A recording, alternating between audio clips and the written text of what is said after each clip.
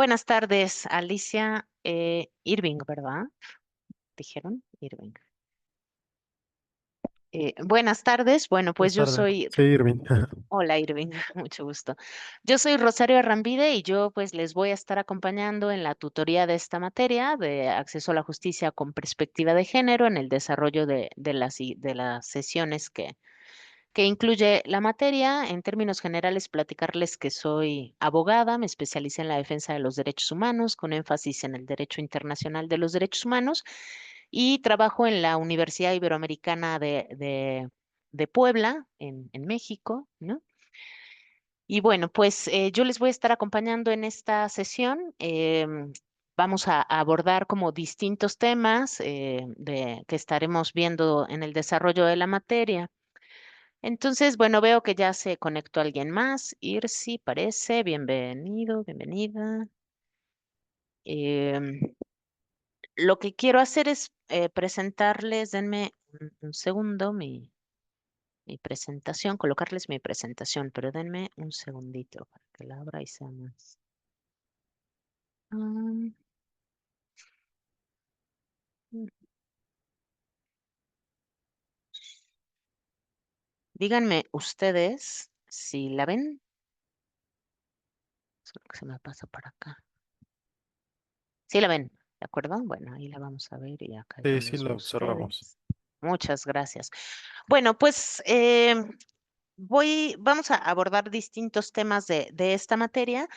Yo les iré compartiendo algunos elementos que me parecen sustanciales y necesarios para el desarrollo de la materia. También les comento que en el momento en el que ustedes tengan algún comentario, alguna observación, retroalimentación, háganmelo saber de forma directa. No es necesario que nos esperemos hasta el final de la sesión para preguntas y respuestas, y así vamos también pues dialogando, ¿de acuerdo? Déjenme a ver si la puedo hacer más grande. Denme un segundo porque ahí está, ¿verdad? De acuerdo. Bueno, pues estas son las tres unidades de la materia. En la unidad 1 se abordan algunos aspectos conceptuales de la perspectiva de género en el derecho y sobre todo de cómo el género interfiere en la justicia, ¿no? Y en el derecho como un concepto amplio a través del cual también se desarrolla la justicia. La unidad 2, pues está enfocada sobre todo al marco normativo internacional que consagra el derecho a la igualdad de género, y yo diría que consagra también el derecho a una vida libre de violencia desde su interrelación también con la igualdad de género, que ahora vamos a hablar un poco sobre eso. Y la tercera y cuarta unidad que están vinculadas es sobre el acceso a la justicia con perspectiva de género, es decir, algunas herramientas de teóricas feministas, entre ellas, por ejemplo, Alda Facio, abogada costarricense, sobre cómo también mirar el derecho con lentes de género, diría también Marcela Lagarde, pero sobre todo cómo identificar ciertos componentes que están ahí y que permean a través de prejuicios de género los distintos componentes de la justicia o del derecho, ¿no? Y sobre eso hablaremos ahora también de forma introductoria. Estas, como ustedes ya lo saben, son las distintas actividades. Ahora, pues la modificación es que ya ustedes solamente desarrollan una tarea evaluable dentro de las opciones de la infografía o el mapa conceptual o bien el ensayo, ¿verdad? Eh, y la clase en vivo del día de hoy. Todo esto lo pueden encontrar en la implementación de la materia, en el documento denominado así. Un poco para entrar en materia, lo que me gustaría abordar primero es que el género cruza el derecho y el género cruza y atraviesa la justicia, ¿sí? Y esto es así porque hablamos de un sistema androcéntrico y así lo plantea también Alda Facio, un sistema normativo, o sea que el derecho es creado también en su mayoría, aunque esto ha ido cambiando con los tiempos, pero es creado por los hombres y para los hombres. Y dice Alda Facio también, aquello que los hombres consideran que las mujeres necesitan, es decir, desde una perspectiva también masculina, que no considera las necesidades reales y las condiciones actuales de los tiempos, ¿no? Y esto, pues, también se observa, ¿no? En el acceso a la justicia. Cuando hablamos de estereotipos de género, por ejemplo, hablamos de esas ideas preconcebidas, ¿no? Aquellas ideas que las personas ya tenemos, que aquellas ideas que creemos sobre cómo una persona o un grupo de personas debe de comportarse en la sociedad, y esto incluye el comportamiento que se regula a través de las normas a partir de su pertenencia a un grupo. ¿No? A un sector de la población. Y entonces estos estereotipos, si los vinculamos en materia de género, pues están asociados hacia las mujeres o hacia las disidencias sexuales, ¿no? O de identidad de género, ¿no? De cómo se espera, por ejemplo, que las mujeres se comporten en la sociedad, ¿no? A partir de su pertenencia al grupo de mujeres, ¿no? Y esto a la luz de los estereotipos o mandatos de género que son atribuidos. De forma sistemática, cultural, e incluso normativamente a las mujeres, de cómo las mujeres se tendrían que comportar, ¿no? Esto lo podemos ver en ejemplos tan claros, yo no sé si pasa en sus países, acá en México pasa, en el acceso a la justicia, que tiene que ver con la culpabilización de las mujeres que sufren alguna situación de violencia sexual, ¿no?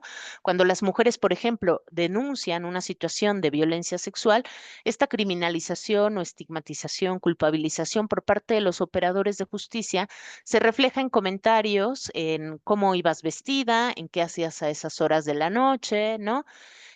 Con quién estabas o si habías tomado alcohol. Esos son estereotipos de género porque lo que están cuestionando es el deber ser de cómo tendría que comportarse esa mujer en la sociedad a la luz de su pertenencia al género femenino. Y esos estereotipos que no se reproducen en el caso de los varones que sufren algún tipo de violencia, ¿verdad? Lo que hacen es permear la justicia. Esto también lo ha dejado muy claro la Corte Interamericana en distintas sentencias, como el caso Campo Algodonero, ¿no? Otro feminicidio que ahorita no recuerdo bien el nombre, que se da en Guatemala, de cómo estos estereotipos lo que hicieron fue permear la investigación, ¿no? Estos prejuicios generar que no hubiera una investigación diligente porque de antemano concebían que no valía la pena, ¿no? Y que de alguna forma estas mujeres se lo habían buscado, ¿verdad? Entonces, ese es un ejemplo. Y yo les pongo, pues, el caso, esto pasa en México y yo supongo que en sus países es probable que también pase, ¿no? De cómo los estereotipos se reflejan en el acceso a la justicia, pero también obstaculizan el acceso a la justicia, ¿verdad? Porque al final de cuentas quienes operan la justicia, pues son personas las cuales tienen estos estereotipos preconcebidos. Entonces, frente a esta situación y lo que busca esta materia es el generar, compartir ciertas herramientas para transversalizar la perspectiva de género en el derecho y por ende en su impacto en el acceso a la justicia. Ustedes saben que la perspectiva de género es una herramienta metodológica que permite identificar no solamente las relaciones de poder que coexisten entre las personas que están involucradas, ¿no? En una situación de justicia, sino también permite identificar estos estereotipos y prejuicios de género que pueden afectar la justicia y corregir estas desigualdades o corregir esta forma o este impacto diferenciado de la justicia, ¿sí? Y en este sentido, y esta es una de las sesiones que ustedes observarán, que es la herramienta que plantea Alda Facio. Alda Facio, en su libro Cuando el género suena, cambios trae, una metodología para el análisis de género del fenómeno legal, lo que hace es estudiar esto, cómo los estereotipos y los prejuicios de género pues impactan en la justicia para las mujeres, pero no se queda solamente en el ámbito de los operadores de justicia o del acceso a la justicia. Ella habla de tres componentes en donde estos estereotipos están marcados. Uno es el componente normal formativo. Es decir, las leyes por sí misma, el marco normativo de los países, porque estas leyes, a final de cuentas, son realizadas por operadores legislativos en donde también permean estos estereotipos de género, ¿no? Leyes como esta, yo no sé si existan en sus países, pero por ejemplo acá existe la figura del estupro, ¿no? Que es la violación sexual a mayores de 14 años. Como tal, no se considera violación sexual, sino se considera una figura menor, estupro, con una menor penalidad, ¿no? o figuras que existían antes en los códigos penales como el rapto de mujeres, en donde al momento de contraer matrimonio con los agresores se extinguía la acción penal. Esos son ejemplos de normativas que lo que hacen es transversalizar estos prejuicios de género, ¿no? Entonces, Alda Facio habla de este componente. Posteriormente habla de otro componente que es el componente estructural. Y este sí tiene que ver con los operadores de justicia, es decir, con la interpretación y la aplicación de este marco normativo por parte de operadores y cómo en ese análisis e interpretación puede estar permeado por prejuicios y estereotipos de género. Y en ese sentido, por eso es tan importante los procesos de formación, de especialización de los operadores de justicia en herramientas como lo es la transversalización de la perspectiva de género. Y finalmente, Alda Facio habla de un tercer componente, que es el componente político-cultural, que es como las personas, la sociedad en su conjunto, entendemos esas leyes, ¿no? Y esta interpretación de la justicia, pero solo, sobre todo también cómo se van haciendo socialmente estas leyes y estas interpretaciones, se van haciendo costumbre social, ¿no? En las prácticas sociales de las personas, ¿no? Porque se considera las resoluciones o la misma norma se considera una pauta de actuación social, ¿no? Entonces, Alda Facio lo que propone es hacer un análisis no solamente de la aplicación de los operadores de justicia, sino de estos tres componentes desde la perspectiva de género con la finalidad de distinguir cómo en estos tres componentes puede haber estereotipos y por ende corregir las desigualdades que los mismos pudieran generar, ¿no?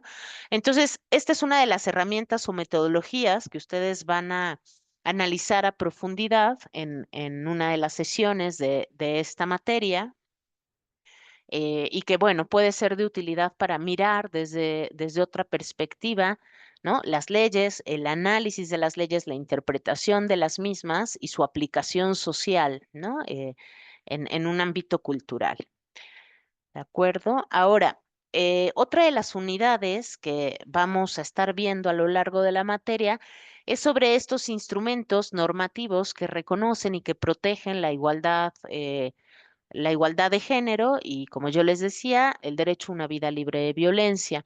Y antes de entrar a estos dos instrumentos que son fundamentales, lo que quiero explicarles es de dónde surgen estos instrumentos. Como ustedes sabrán, existen pues dos sistemas internacionales de protección a los derechos humanos, de los cuales nuestros países forman parte, porque además de estos dos sistemas hay otros sistemas en otros continentes, como el sistema africano, el sistema europeo, pero que en el caso de nuestros países no son aplicables. Para nuestros países aplican el Sistema Interamericano de Derechos Humanos, que es un sistema internacional de carácter regional, es decir, para todo el continente americano, y el Sistema Universal de Derechos Humanos, que es un sistema internacional de carácter mundial para todos los países del mundo que forman parte de este sistema, que se les conoce como OEA y como ONU y que surgen sucesivamente en 1948 y en 1945.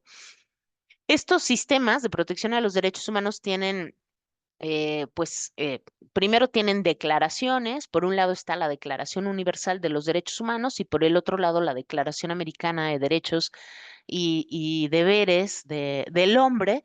Y después de eso tienen lo que se conoce como instrumentos generales, es decir, instrumentos que su ámbito de protección va dirigido a todas las personas sin hacer distinciones positivas y que son de carácter vinculante porque pasan por un proceso de ratificación por parte de los estados, es decir, una manifestación de los países de su voluntad en obligarse por estos tratados.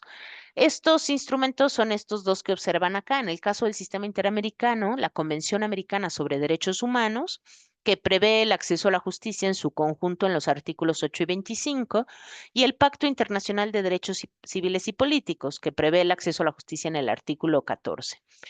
Pero en lo que respecta al ámbito de protección del derecho a la igualdad y del derecho a una vida libre de violencia, identificamos dos instrumentos específicos, es decir, aquellos instrumentos que su ámbito de protección va dirigido a determinado sector de la población o en algunos casos a determinados derechos, ¿no? Y ahí lo que ustedes van a estudiar en este diplomado, en esta materia más bien, son la Convención Interamericana para prevenir, sancionar y erradicar la violencia contra la mujer, conocida como la Convención de Belém do Pará, porque se adopta en Belém do Pará, Brasil, en el 94, y la Convención sobre la Eliminación de todas las formas de discriminación contra la mujer, conocida como CEDAW por sus siglas en inglés, y se adopta en 1979. ¿Sí? Y sobre estas vamos a abordar algunos elementos fundamentales que nos permiten tener ciertas herramientas que podemos usar tanto en la promoción como en la protección y en la defensa del derecho a la igualdad, del derecho a una vida libre de violencia. ¿Vamos bien hasta acá? ¿Todo bien? Todo bien, ¿Todo gracias. bien? Bueno, si van teniendo algún comentario o duda, háganmelo saber, ¿de acuerdo? Bueno, la Convención sobre la Eliminación de todas las formas de discriminación, que esto versa sobre una de sus posibles tareas evaluables, ¿verdad? Que sería el ensayo, perdón. Esta convención se adopta en 1979, se adopta en las Naciones Unidas, ¿verdad? Entra en vigor en 1981, una vez que reúne la cantidad de ratificaciones que el mismo tratado solicita por parte de los estados. Y bueno, al siguiente dato no le hagan caso porque es en el caso de México, que la ratifica o se obliga con este instrumento en el 81, pero en el caso de sus países probablemente sea una fecha distinta. Tenemos que mirar esta convención para la época en la que fue adoptada. Estamos hablando de 1979.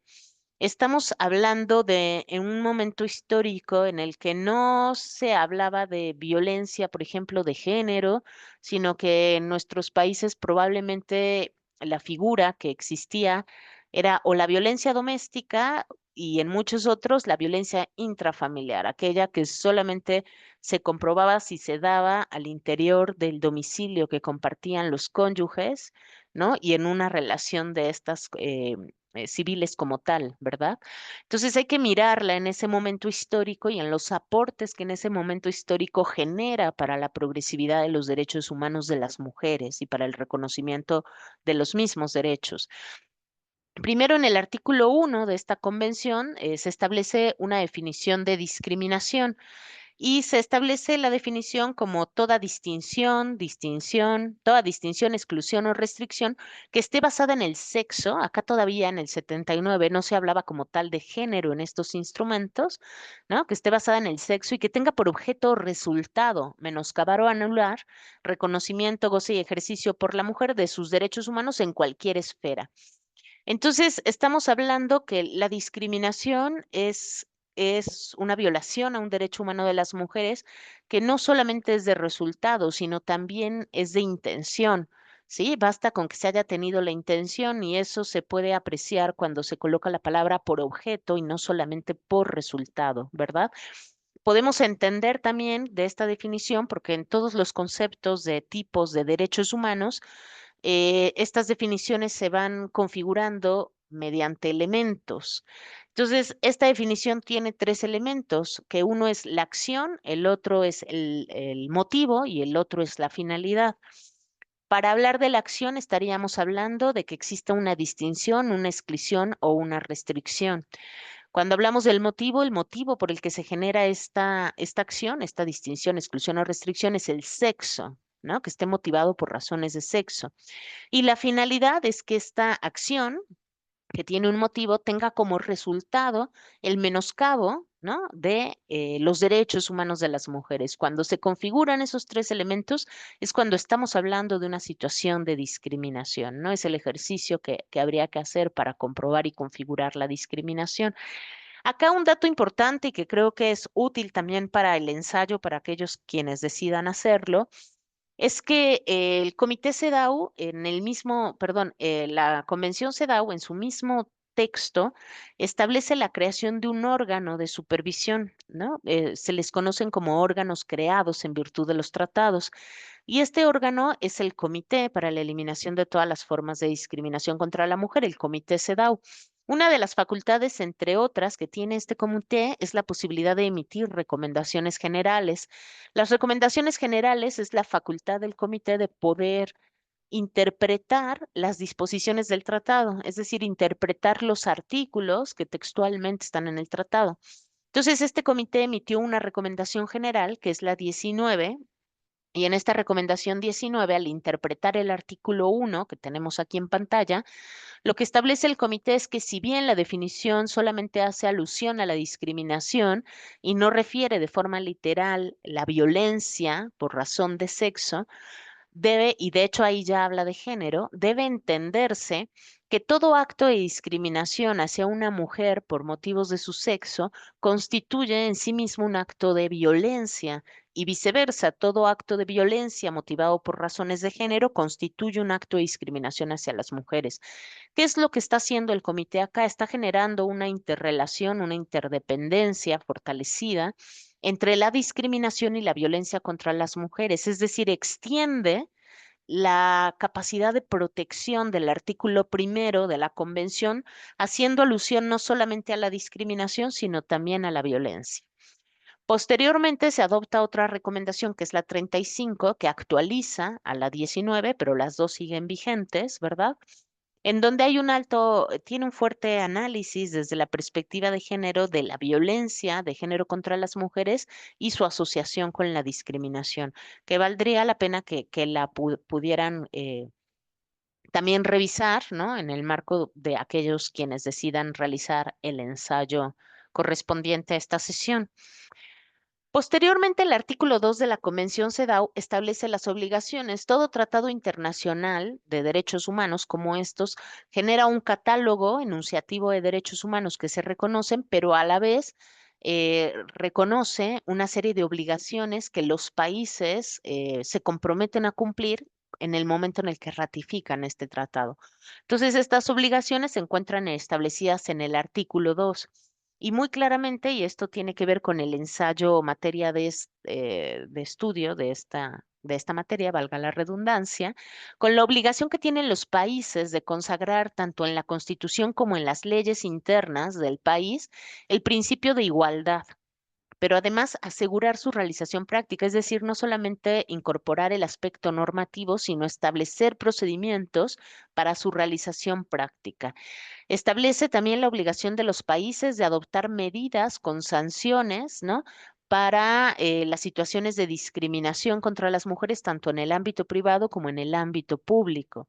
La obligación de los países de establecer la protección jurídica de los derechos de las mujeres, pero además no solamente establecer esa protección jurídica en un marco normativo, sino garantizar, ¿no? Establecer procedimientos para garantizar esa protección jurídica mediante los tribunales, ¿no?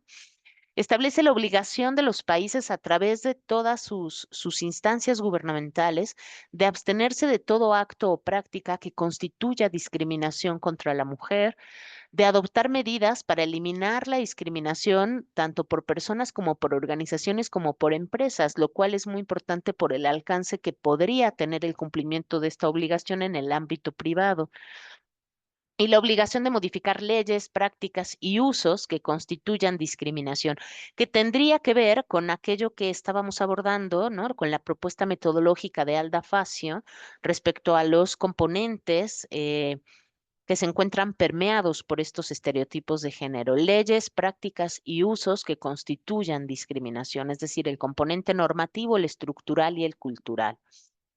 El artículo 3 establece la obligación también de los estados de adoptar en todas las esferas o ámbitos, ¿verdad? Medidas para asegurar el pleno desarrollo y adelanto de la mujer y garantizar el ejercicio y goce de sus derechos humanos en condiciones de igualdad. Cuando hablamos de estas medidas, hablamos de medidas a través de políticas públicas o programáticas, ¿no? Para hacer efectivos los derechos humanos. Posteriormente, el artículo cuarto establece la obligación de los estados de adoptar medidas especiales de carácter temporal. Sobre esto también hay una recomendación general específica del comité, que si mal no recuerdo es la recomendación general 25.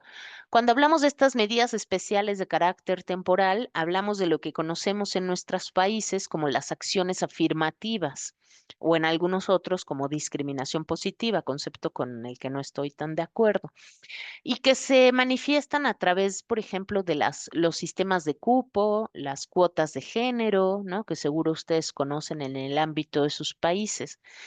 El artículo 5 es sumamente importante porque es el primer instrumento internacional en materia de derechos humanos que establece la obligación de los países de adoptar medidas para modificar los patrones socioculturales de conducta que están arraigados en las premisas de superioridad e inferioridad de los sexos. Y esto es sumamente importante porque es la capacidad que tendrían los países si cumplieran con esta obligación de implementar acciones, por ejemplo, en el ámbito educativo, ¿no? En la educación formal e informal, ¿no? Entre otras muchas medidas que se podrían adoptar, pero que tienen que ver con la modificación de los estereotipos de género, lo que hablábamos en el primer contenido de esta materia, ¿verdad?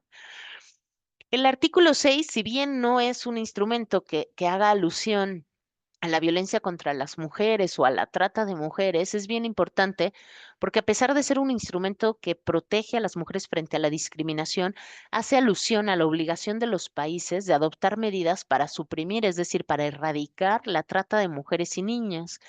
Y esto tiene mucha razón de ser porque la trata de mujeres y de niñas tiene un vínculo total con la discriminación y con los estereotipos de género que se manifiestan a través de la cosificación, ¿verdad? De las mujeres, ¿no?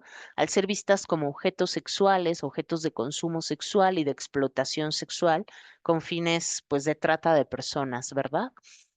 Y del artículo 7 al 16, ustedes van a encontrar una serie, un listado de derechos que se encuentran protegidos, pero además asociados al ámbito de la eliminación de la discriminación, es decir, en cada uno de estos artículos se establece la obligación de los estados de adoptar medidas para eliminar la discriminación en cada uno de estos derechos, sea derecho a la educación, derecho al trabajo, derecho a la participación política, derecho a la justicia, en derecho a la libertad de expresión, entre muchos otros, ¿no?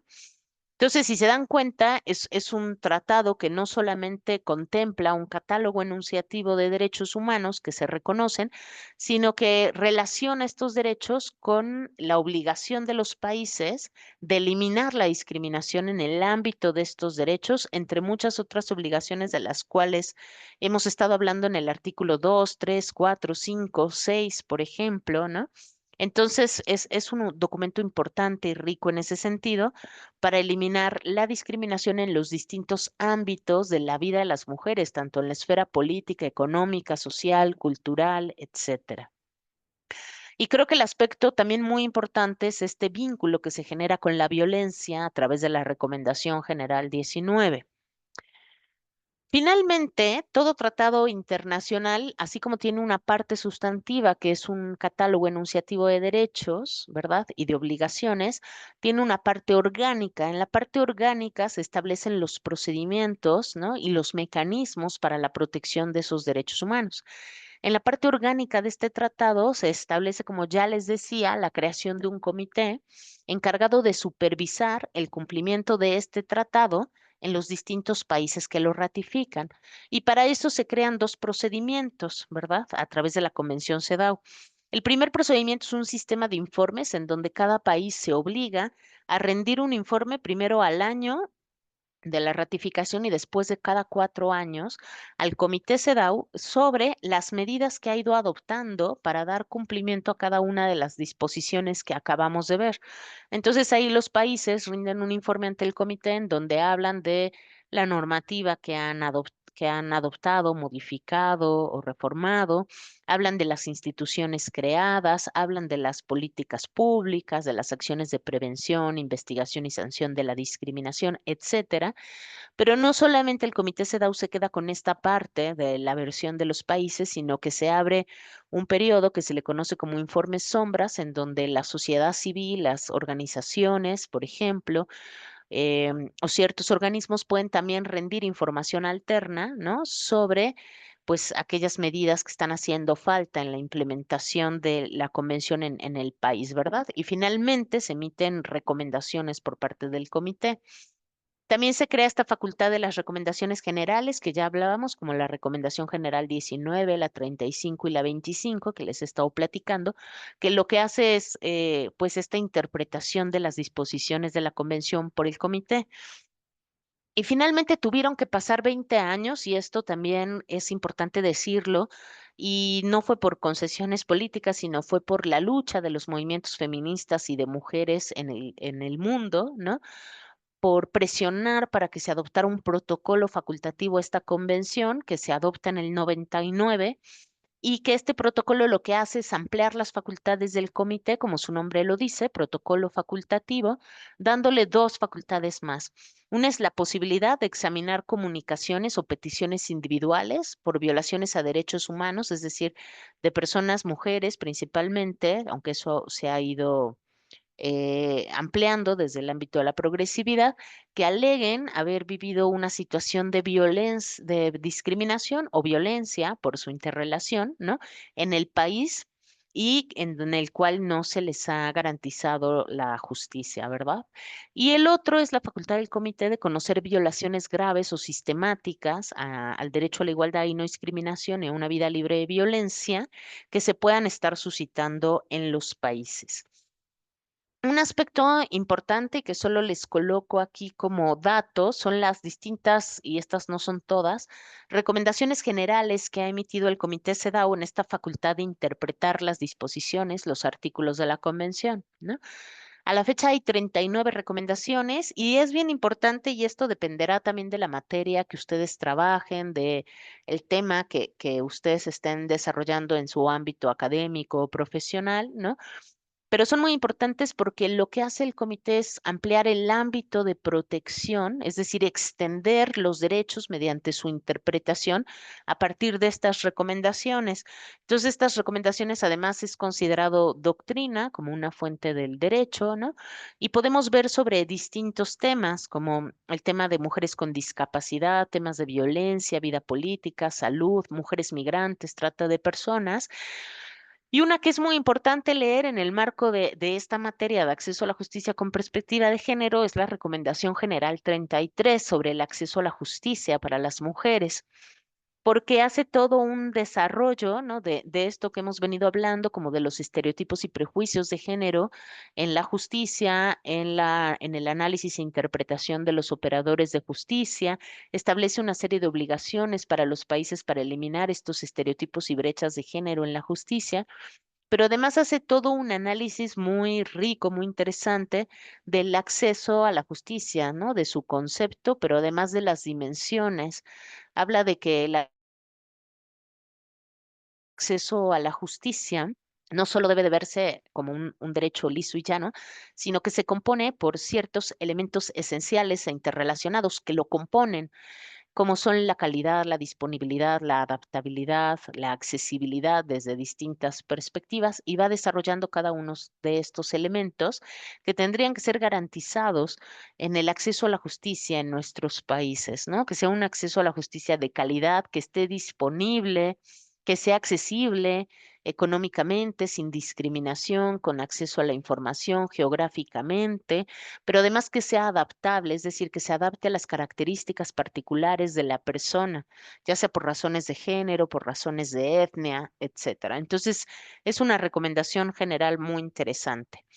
Esto sobre la Convención CEDAW, que es un instrumento que van a tener que estudiar, ¿verdad? En la unidad 2 de esta materia. Sobre esto les preguntaría si tienen alguna duda, algún comentario.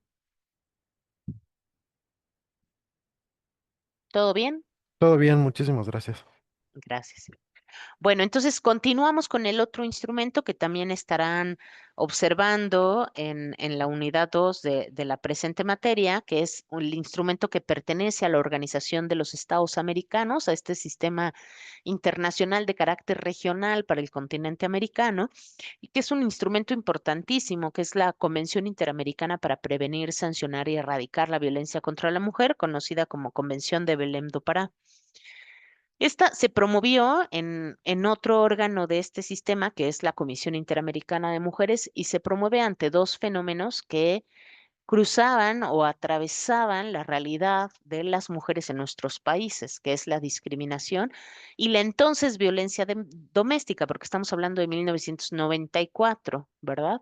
Que hoy la definimos y nos identificamos como violencia de género, ¿verdad? Contra las mujeres, porque la violencia de género es más amplia y abarca a poblaciones de la disidencia sexual o por identidad de género, expresión de género, etcétera. Eh, Esta entra en vigor en el 95. En la actualidad son 34 países que la han ratificado en el continente americano. Tiene dos principales características que me parece que son importantes. La primera es que en su preámbulo, es decir, como en su carta de intención al inicio del tratado, reconoce que la violencia contra las mujeres es una manifestación de la discriminación histórica y de las relaciones desiguales de poder. Esto para 1994, este desarrollo es un desarrollo desde la perspectiva de género, hablar de la violencia como el resultado de las relaciones asimétricas de poder, ¿no? Es entender que la violencia tiene componentes de género, de esa supuesta supremacía masculina en donde se manifiesta esta simetría del poder mediante la violencia o como un mecanismo de control, de sometimiento a las mujeres, ¿verdad? Frente al incumplimiento de ciertos mandatos de género. Por eso es lo que nos permite interpretar esta pequeña frase, ¿verdad? Y algo importantísimo es que se reconoce que la violencia contra las mujeres es una violación a los derechos humanos, y así es, ¿no? Pero esto se reconoce pues a partir de este tratado específico, porque en los tratados generales, como el Pacto Internacional de Derechos Civiles y Políticos o la Convención Americana, hablábamos solamente del derecho a la integridad personal, pero no de un derecho específico de las mujeres a una vida libre de violencia. Nos da una definición de la violencia que hay que mirarla también al momento en el que se adopta la Convención, 1994. Ahora creo que la definición podría ser un poco más amplia. Reconoce tipos y modalidades de violencia, obligaciones para los países, como todo tratado, situaciones que exacerban la violencia contra las mujeres, como la pobreza, las mujeres indígenas, la discapacidad, etcétera, una serie de derechos humanos y también un mecanismo de seguimiento. Eh, en la definición de violencia, la definición la aporta el artículo primero al establecer la violencia como cualquier acción o conducta, es decir, no solamente actos, sino también conductas, que estén basadas en el género, es decir, acá ya abordamos un concepto más amplio, ya no solamente hablamos de sexo, que es esta diferenciación sexual a partir de ciertas características innatas, naturales o sexuales, sino ya hablamos de género, es decir, a la luz también de estos mandatos de género atribuidos a hombres y a mujeres, ¿verdad? En contextos culturales y sociales determinados que van cambiando según los países, ¿verdad? Y que esta acción o conducta que se basa en el género puede causar la muerte, es decir, los feminicidios o femicidios en nuestros países, puede causar daño o sufrimiento físico, es decir, violencia física, violencia sexual o psicológica a la mujer y que se puede dar tanto en el ámbito público como en el privado. Y esto es bien importante porque si nos remitimos a la época de 1994, todavía en nuestros países teníamos la figura de violencia intrafamiliar o violencia doméstica en nuestros códigos penales, por ejemplo. Y una característica de estos tipos penales es que ese tipo de violencia tenía que darse, o para comprobarse, es violencia que se daba dentro del domicilio familiar. Así lo establecían estos códigos. En las relaciones familiares, sea cónyuge o máximo concubinato, ¿no? Ni siquiera se reconocían las relaciones de noviazgo, las relaciones de hecho, pero que se dieran en el ámbito del domicilio familiar, es decir, en el ámbito privado. Entonces, esta convención lo que viene a hacer es romper con esta dicotomía de lo público y de lo privado, en donde se concebía que la violencia contra las mujeres era un problema del ámbito privado y que ahí tenía que resolverse, ¿no? Entonces reconoce que la violencia contra las mujeres también se da en los espacios públicos, que es un problema público y que tiene que atenderse desde las instancias gubernamentales. Este es el cambio de paradigma tan importante que para la época genera esta convención. El artículo 2 define los ámbitos de la violencia, es decir, los espacios en donde se genera la violencia. Primero, aquel que tenga lugar dentro de la familia, es decir, en las relaciones familiares o la unidad doméstica o en cualquier otra relación interpersonal. Y esto es importante porque contempla las relaciones de hecho, el noviazgo, por ejemplo, ya sea que el agresor comparta o haya compartido el mismo domicilio, es decir, eso ya no importa, ¿no? Y esto es importante y se establece para poder lograr una modificación jurídica en los códigos de nuestros países. Recordemos que cada vez que nuestros países ratifican estas convenciones, su primera obligación es homologar, perdón, el marco jurídico que están ratificando a su ámbito interno, es decir, traer estas disposiciones a sus leyes internas, ¿no? Entonces, esto es importantísimo. Reconoce también la violencia comunitaria, aquella que tiene lugar en el espacio, en la comunidad, el acoso callejero, ¿no? Eh, la violencia que se pueda dar en el barrio, en las colonias, en la calle, etcétera. Y reconoce aquella violencia que es perpetrada y tolerada por el Estado y sus agentes, es decir, la violencia institucional. Y esto también fue un avance importantísimo para la época, porque en esas épocas no se hablaba de violencia institucional, de la violencia que generan las instituciones gubernamentales, que generan los operadores de justicia, por ejemplo, cuando obstaculizan la justicia para una mujer que vivió violencia o cualquier otro delito, o la violencia que generan los operadores de justicia cuando su justicia está determinada por prejuicios de género, ¿no? Y eso tiene una inacción en la debida diligencia de las investigaciones, por ejemplo. Todo eso es violencia, ¿no?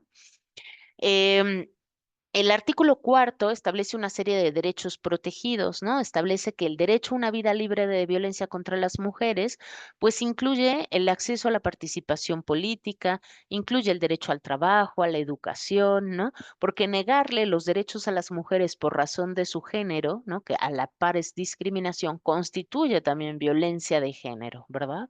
Esa es la relación que hace en este artículo.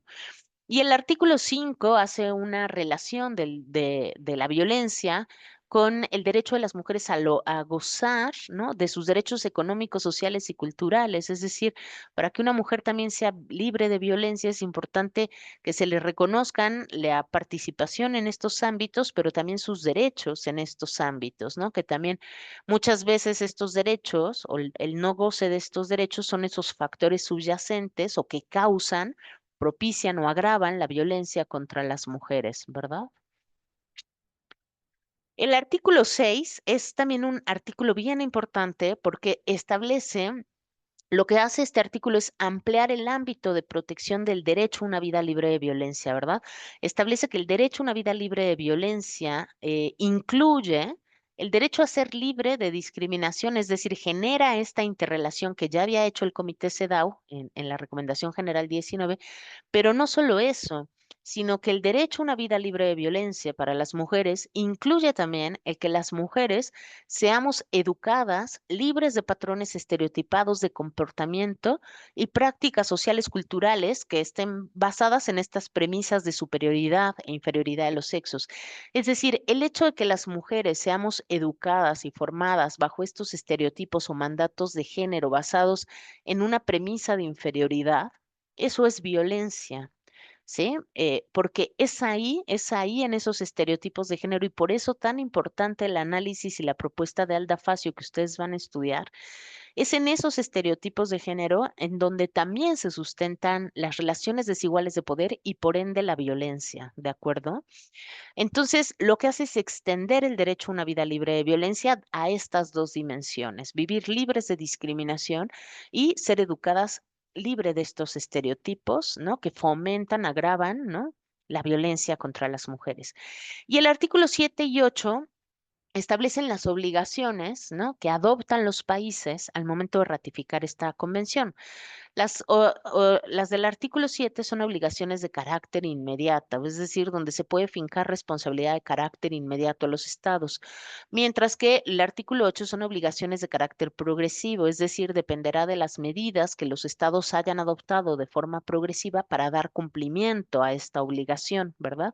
¿Por qué? Porque tienen que ver con campañas de difusión, con políticas de prevención, con campañas de educación o de formación, ¿no? Que implican una serie programática de medidas para lograr su objetivo, mientras que las obligaciones del artículo 7 son de carácter inmediato porque implican un hacer o dejar de hacer por parte de las autoridades, tales como abstenerse de actos de violencia, tales como proteger a las mujeres que han vivido violencia, tales como conminar a los agresores para que se abstengan de repetir o agravar la violencia generada o de generar protección jurídica a las mujeres, ¿no? Entre otras, que tienen que ser inmediatas. Órdenes de protección, por ejemplo, es otra de las obligaciones.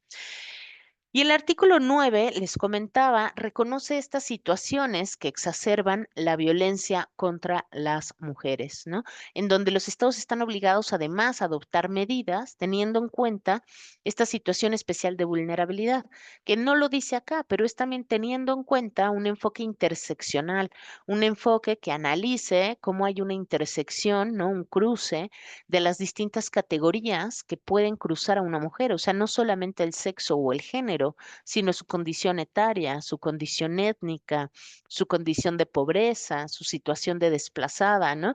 Y al momento de hacer intersección, estas distintas condiciones, eso coloca a las mujeres en una situación de mayor vulnerabilidad frente a la violencia, en donde los estados tendrían que estar teniendo una especial atención, ¿no? A estos factores y por ende estar adoptando medidas apropiadas para hacer frente a estas situaciones de mayor vulnerabilidad.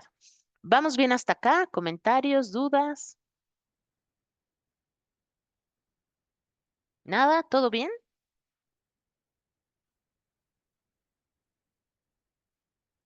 ¿Sí? ¿Todo bien?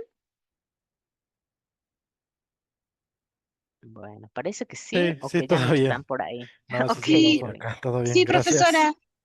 Ok, muy bien, Sí, muy bien. profesora. Bueno, hasta acá hemos abordado parte del contenido uno y del contenido 2, ¿verdad? El contenido 3 se interrelaciona porque tiene que ver con la aplicación de estas metodologías o estas propuestas para transversalizar la perspectiva de género, ¿verdad? En el ámbito de la justicia, que son la propuesta de Alda Facio y la propuesta de María Elena Obando, si mal no recuerdo, ¿no?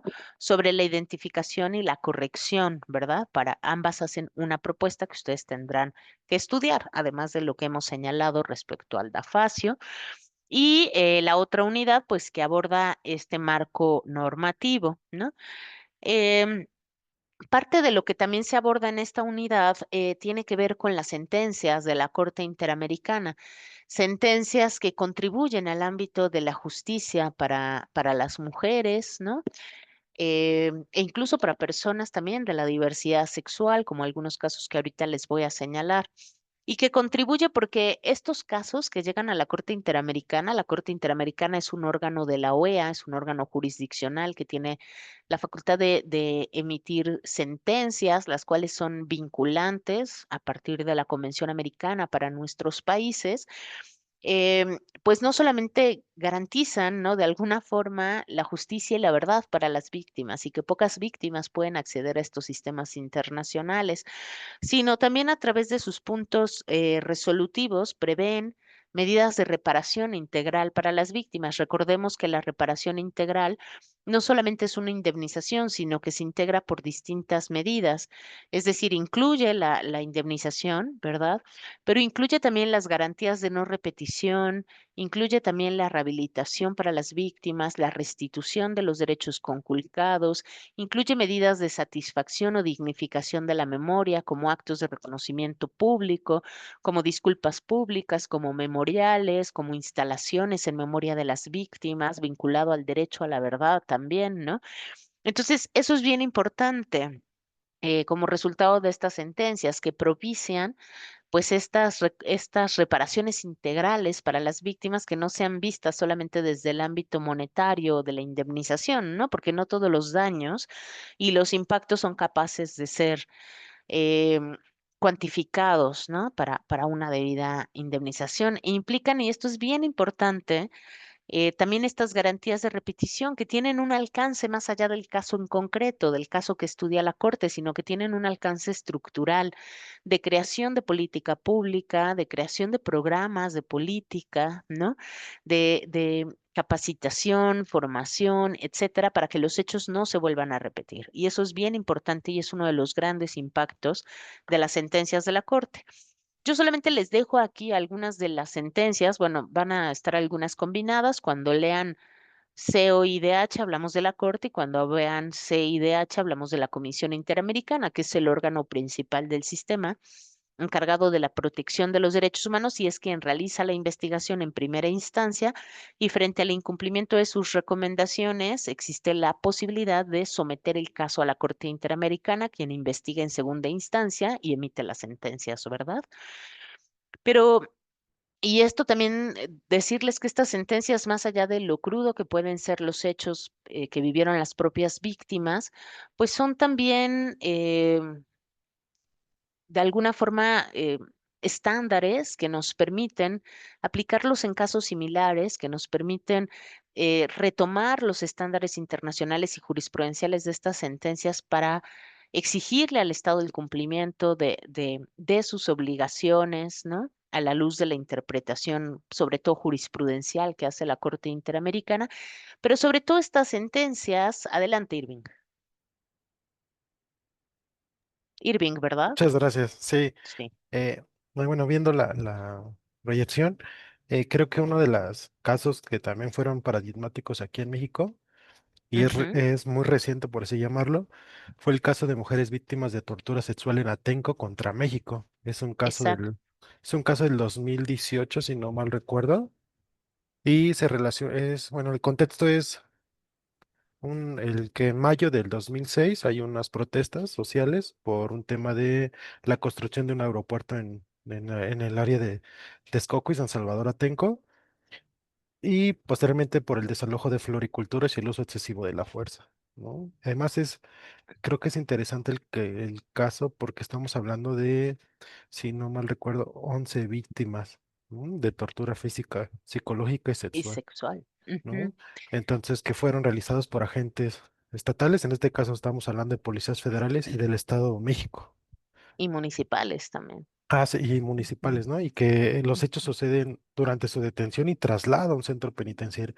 Además, tuve la oportunidad de ver las audiencias y la narración de las víctimas y la verdad es un tema muy, muy delicado, muy cruel la situación que sufrieron.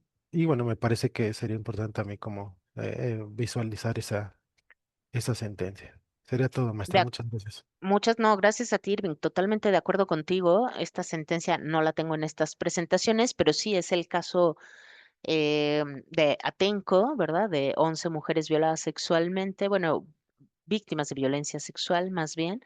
Y algo que colocaría de ese caso que me parece bien importante en esto que iba a decir, estas sentencias también es la forma en que la Corte Interamericana le da vida al principio de progresividad, porque a través de la interpretación que desarrolla en los estándares jurisprudenciales, lo que hace es ampliar el ámbito de protección de los derechos, ¿no? Extender los derechos. Y esta sentencia que tú refieres, que es Selvas y otras, caso Atenco, no me acuerdo bien el nombre, lo que hace es eso, el desarrollo de progresividad de la tortura al reconocer que la tortura puede tener también como finalidad estas acciones de en este caso de los policías, por desalentar la protesta social, ¿no? Es la primera vez que en una sentencia se reconoce esta categoría como finalidad de la tortura. Recordemos que la tortura había estado asociada a la obtención de confesiones como método intimidatorio, como discriminación, como parte de estos procesos para la obtención de ciertos testimonios, ¿verdad? Esas eran las finalidades que están en la Convención Interamericana para prevenir y sancionar la tortura. Pero en esta sentencia que Irving menciona, se hace una extensión de la tortura y se reconoce que la finalidad de la tortura fue desalentar la protesta social. Fue como un mensaje, ¿no? Que se empleó para desalentar la protesta social, porque como bien Irving menciona, esta situación, este operativo policíaco se da en el marco sí, de toda una actividad de protesta social, ¿no? Y en donde hay un uso excesivo de la fuerza, ¿verdad? Un uso arbitrario y desproporcional de la fuerza. Ese es otro estándar importante que la Corte desarrolla los elementos que tendría que tener el uso adecuado de la fuerza, ¿verdad? Que sea proporcional, legítimo y que persiga un fin legítimo y que los medios sean proporcionales, ¿verdad? Entre otras cosas. Pero sí. Totalmente de acuerdo contigo, es una sentencia sumamente importante que está vinculada a la violencia sexual como tortura. Y como este caso, hay muchos más, como los que podemos ver en pantalla, muchos de ellos contra Perú en el marco del conflicto armado, ¿no? Los casos contra México de Inés Fernández Ortega y Valentina Rosendo Cantú de tortura sexual realizada por militares, ¿no? En donde se generan estándares también muy importantes. Por ejemplo, de que no se puede pedir a las víctimas la existencia de pruebas gráficas de la violencia sexual, ni se puede exigir como prueba a las víctimas el hecho de que ellas hayan generado resistencia frente al acto, porque hay otros factores que van más allá, ¿no? Que deberían de considerarse en una situación de este nivel de abuso de poder.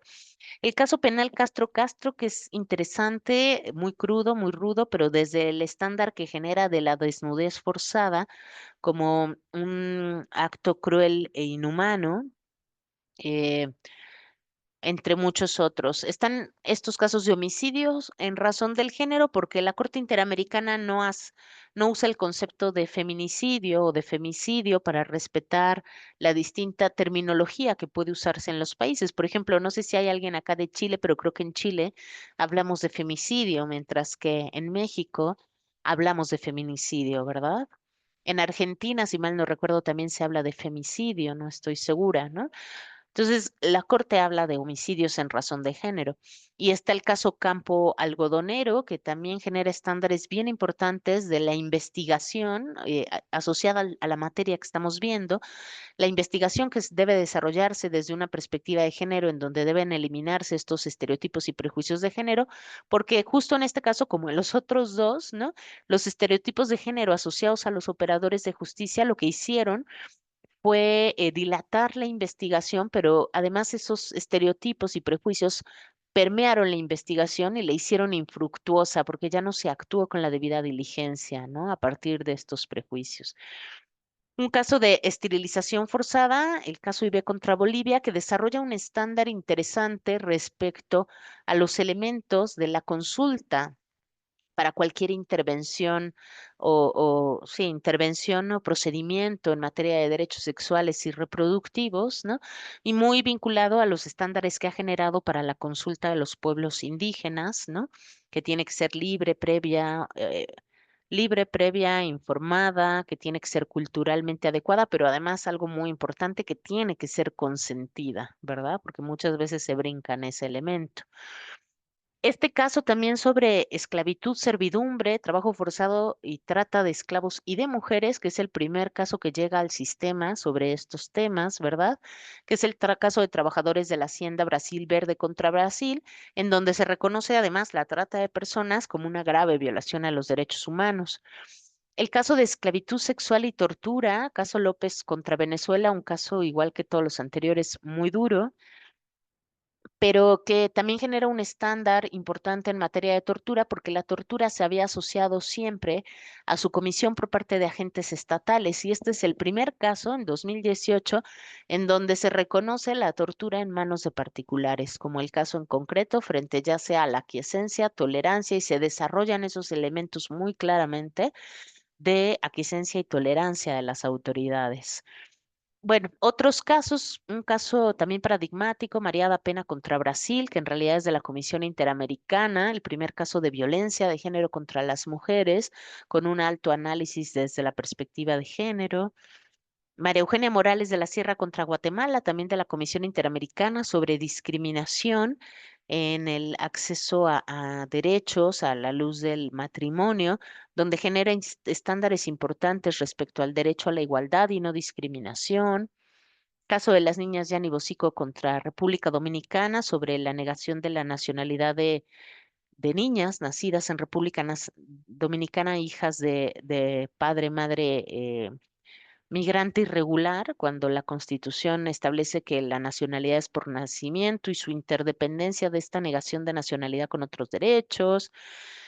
El caso Atala Rifo, que les platicaba también, un caso de discriminación por orientación sexual que genera estándares importantes sobre el derecho a la vida privada, sobre el interés superior de la infancia. Y bueno, hay muchos, muchos casos más, estos son solo algunos, ¿no?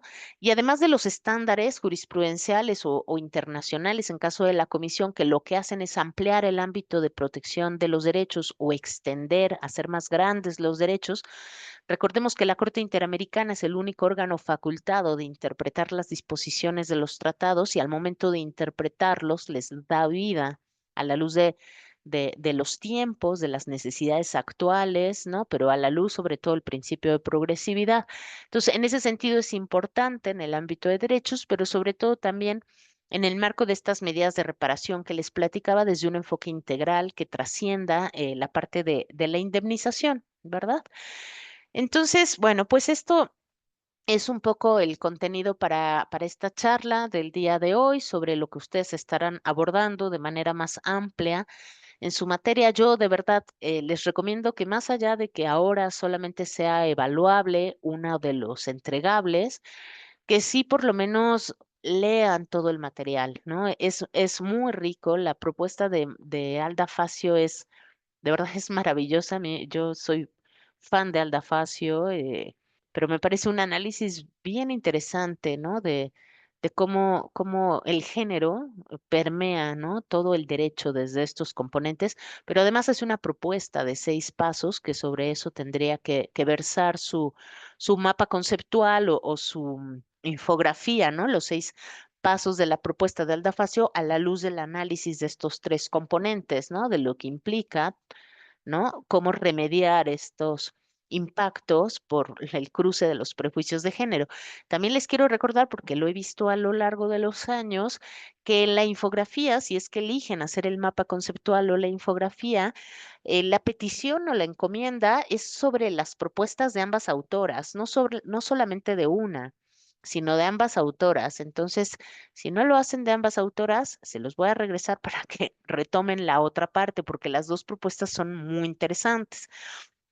Y si deciden hacer el ensayo sobre el tema de igualdad y sobre todo CEDAW, pues que a la luz de lo que vimos hoy logren hacer una interrelación no solamente del derecho a la igualdad y la discriminación, sino de lo que vimos hoy, ¿no? Porque un derecho lleva al otro, es decir, incluir el derecho a una vida libre de violencia, ¿no? Porque ya, como lo vimos en el artículo 6 de ambas, 6 de la Convención de Belém do Pará y 5 de CEDAW, son derechos que están interrelacionados, ¿no? O la Recomendación General 19. No podemos ya hablar de discriminación si no hablamos de violencia de género y viceversa, ¿de acuerdo? Esto como pautas ahí de cuidado en el trabajo y recomendación, pues que lean todo porque la verdad es bien rico, ¿no? También creo que de lectura está la recomendación general 35 sobre acceso a la justicia que genera estándares bien importantes, ¿no? Y sobre todo ahí quienes trabajen, ¿no? En temas de acceso a la justicia es fundamental. Dicho esto, yo con esto terminaría mi presentación y pues abriría un poco el espacio por si hubiera dudas, preguntas, comentarios, réplicas. ¿Qué opinas? Si me permite la Sí. palabra, profesora, pues México ha tratado de realizar en temas de perspectiva de género un trabajo como por ejemplo, tenemos un protocolo, ¿no? El Ujú, que para juzgar con perspectiva de género que debe ser tomado bueno, que es realizado, mejor dicho, por la Suprema Corte de Justicia. Eh, ujú, Creo que si bien es cierto, la Convención Belém do Pará y la CEDAW son eh, eh, documentos que nos generan un parteaguas en el tema de género. Creo que la ujú, problemática viene cuando lo quieren o cuando se aterriza a nivel normativo, a nivel nacional, ¿no? Yo creo que ahí es la gran problemática. Y además creo que podemos tener a lo mejor normas claras o normas muy protectoras, pero como usted lo comentó, tenemos servidores públicos que al momento de tener un tema, una situación en sus manos, pues desconocen esta situación, ¿no? Porque yo creo que ujú. no quiero pensar que sea un tema de mala fe, yo creo, sino de un desconocimiento. Yo me atrevería, ¿no? Pensaría Yo en creo que un forma, poco de ambas, digo, no en sí, todos los siendo, casos. siendo como muy, optimista, ¿no? No lo quisiera ver Ujú, como un tema de mala vez, sino como pues una falta de capacitación en México, ¿no? Porque hemos tenido grandes, o bueno, desgraciadamente temas graves, como uno, ya usted ya lo mencionó, pues el caso del, de las Campo del Golonero, ¿no? Que fue un parteaguas, el caso de las indígenas, ¿no? Inés, ujú. y bueno, y este Valentina. caso de y Valentina, ¿no? Que pues desgraciadamente tardío, ¿no? A mí me encantan las sentencias de la Corte, creo que nos da mucha luz en temas de derechos humanos, pero para son tardías, ¿no? A veces Mm, esa es la gran problemática, ¿no? Que tiene sí, a muy. veces la Corte. Pero bueno, son interesantes, son un tema de justicia, tarde, pero pues bueno, es justicia. A la vez, también teníamos el de Lima, el caso de esta, ahí se me fue el del feminicidio que participó, era su esposo, un policía del Estado de México, no sé si me recuerda, maestra. Mm, a ver, permite su feminicidio. Pero como sentencia de la corte, ¿eh? No, de la No, Suprema Corte de Justicia. Ajá. ya, ¿Qué Mariana tal? Lima, buen Ah, día. Mariana Lima, buen día. No, también este Ujú, fue claro, un estándar. interesante. Ujú, También, ajá, un estándar ujú, que ya teníamos, que bueno, que se tenía que observar, ¿no? sí. Y desgraciadamente, pues a pesar de que tenemos estos instrumentos, pues en México sufre un tema de desaparición, o sea, y feminicidio a grandes escalas, ¿no? Ujú. ¿No? A veces también tenemos alertas, estas alertas de género que se van, ¿no? Pero que a los, No se acaban de que no implementar. sea, exacto, y les da terror, ¿no? O sea, como Ujú, se les da terror implementarlas sí, aquí en México. Entonces, sí, le quiero agradecer mucho, me agradó mucho su exposición, muy clara, y pues nada gracias. más que agradecer. Muchas gracias, Irving. Y coincido, o sea, hay avances importantes. El protocolo para juzgar con perspectiva de género es una herramienta fundamental que además se ha utilizado de forma comparada en otros países. Ahí, para quienes nos acompañan de de otros países, es una herramienta fundamental. Pero además, fíjate que ese protocolo retoma esta metodología de Alda Facio, lo cual también es bien interesante. Pero bueno, sí, eso hace falta fortalecer su implementación por los distintos operadores de justicia, ¿no? Eso sería también bien importante. Gracias, Irving. No sé si hay algún otro comentario, réplica, observación.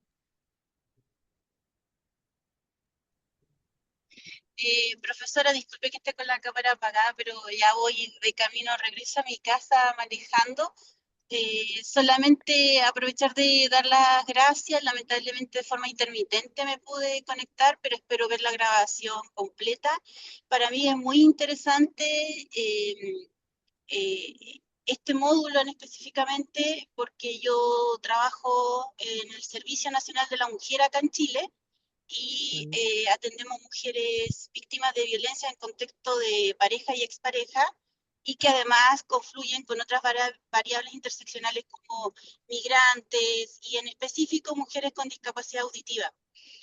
mm, Entonces, claro, efectivamente pareciera que normativamente estuviera todo resuelto o más o menos en gran parte resuelto, pero estoy muy de acuerdo con el problema como de la teoría a la práctica en concreto, qué es lo que falta, que aún siguen existiendo eh, estas fallas al momento de analizar un caso desde la perspectiva de género. Entonces, para mí es muy interesante este módulo y eso nada más que agradecer y pedir las disculpas por no haber podido conectarme, pero coincidió con un tema de que justo me tocó trabajar y en el horario. Solamente eso, señora. sí, no, no te preocupes. Gracias a ti también. Y yo creo que para el trabajo que realizas, pues va a ser bien importante todos los recursos de esta materia, ¿no? Porque pues tienen que ver con lo que haces, con el análisis de la perspectiva de género, con el tema de la justicia, con el tema de la interseccionalidad, ¿no? Entre otros elementos. Entonces, pues espero que lo aproveches mucho los materiales, ¿no? Con independencia de que solamente sea una materia a la que haya que entregar, ojalá todos tengan la posibilidad de leerlos, ¿no? Poco a poco, porque es material muy interesante. Muchas gracias a ti y buen regreso. Irving, Perdón otra vez, No, por- no, adelante, porque adelante. no. Bueno, yo estoy elaborando en la Comisión Nacional de los Derechos Humanos, en Ok. específico en la tercera visitoría general, Mm, y me encargo de realizar la supervisión penitenciaria, ¿no? En el ah, Diagnóstico Nacional de Supervisión Penitenciaria. Entonces, algo que hicimos muy importante este año fue el pronunciamiento sobre ujú, medidas no privativas de libertad con enfoque de género a favor de mujeres que garanticen el acceso a la justicia, ¿no? Este documento se trata de que, bueno, sí insta a las autoridades judiciales, penitenciarias y de procuración judicial, de justicia, perdón, tanto federales y locales, a priorizar las alternativas a la prisión, ¿no? Ya que se reconoce el impacto desproporcionado del encarcelamiento en las mujeres, especialmente en su rol ujú. de cuidadoras principales y en los contextos de vulnerabilidad que a menudo los llevaron a cometer un delito. Entonces, la fecha de presentación fue el 10 de julio de este año, ¿no? Y Ah, el mira, pues. objetivo Ujú, el objetivo principal fue exigir a las autoridades la aplicación de alternativas, ¿no? A la prisión preventiva y a la pena de cárcel. Y que se trata es utilizando un análisis interseccional y de género en los casos de mujeres, ¿no? Que eso es, creo que Alda Facio también, ¿no? Ahí nos toca algunos temas ujú. sobre estos temas, bueno, estas cuestiones de importante envergadura, ¿no? Es lo más lo Sí, quería, sí. quería No, comentar. y muchas gracias por el dato, me parece bien importante y bien necesario, porque creo que ese es un gran reto en nuestros países, ¿no? En el continente americano, el tema pues sí, de las prisiones, de la privación de la libertad y el no identificar estos aspectos que colocan a ciertos sectores en situación de mayor vulnerabilidad y la importancia de estas medidas alternas, ¿no? De sanción, porque además tenemos un problema que es ¿cómo se llama? El tema de la sobrepoblación, ¿no? Y la falta de infraestructura adecuada que garantice derechos y la falta de garantía de derechos al interior de los cerezos, que eso es lo que ustedes han visto en estos diagnósticos que van Sí. sacando sobre la situación penitenciaria, en donde utilizan los semáforos y Ujú. bueno, es terrible las condiciones, ¿no? Y que podrían existir otras medidas restaurativas y que permitan realmente no quiero decir rehabilitación, la La reinserción. reincorporación, Ujú, la reinserción social, ujú. ¿verdad? De las personas. Y creo que ahí seguro los conoces, estos informes temáticos de la CID sobre personas privadas de la libertad que Sí. también generan estándares bien interesantes para el trabajo que haces. Pues voy a buscarla, ¿eh? Me parece bien, bien interesante y bien Sí, sí, sí, necesario. digo, creo que se abordó un tema importante, eh, muy poco, también creo que en el Ujú, 2022 se saca un pronunciamiento relacionado con mujeres privadas de la libertad exclusivamente, ¿no? Se aborda ujú, el tema del Ceferezo 16, ¿no? Se abordan desgraciadamente aún tenemos centros penitenciarios mixtos, a pesar de que la Constitución es bien ujú, clara que debe haber para mujeres y hombres, entre exacto. otros temas muy, muy interesantes. Y ojalá puedan ahí en el futuro ir abordando también un tema bien complejo que está sucediendo en los cerezos, el tema de la trata y la explotación de las mujeres al interior de los cerezos, ¿no? Sí. Que ahí se ha ido documentando poco a poco, ¿no? Poco a poco. Es complicado Mm. como documentarlo, investigarlo, pero sí hay casos, ¿no? En su Sí, momento la Comisión de la Ciudad de México sacó una RECO, ya tiene bastante tiempo, ujú, sobre prostitución. sí, y además toda la corrupción que hay ahí de las Sí, autoridades penitenciarias, ¿no? Y el involucramiento en eso. Pero bueno, así es, profesora. muy Muchas bien, gracias. gracias a ti. Pues Nora ya nos mandó un mensajito, ¿no? También que pues está en actividad, pero nos agradece mucho. Creo que ya todos y todas participamos y pues si no hubiera algún otro comentario, yo con esto terminaría. Lipio, agradeciéndole a Irving y a todas, a Nora y ay, abogada, ya no me aparece tu nombre, ya se me olvidó, pero agradeciéndoles mucho Alicia. su... ¿Aris? Ah, bueno. Alicia. Alicia también, agradeciéndoles mucho pues el espacio, la escucha, ¿no? Y esta retroalimentación. Y nada, pues ahí está Alicia.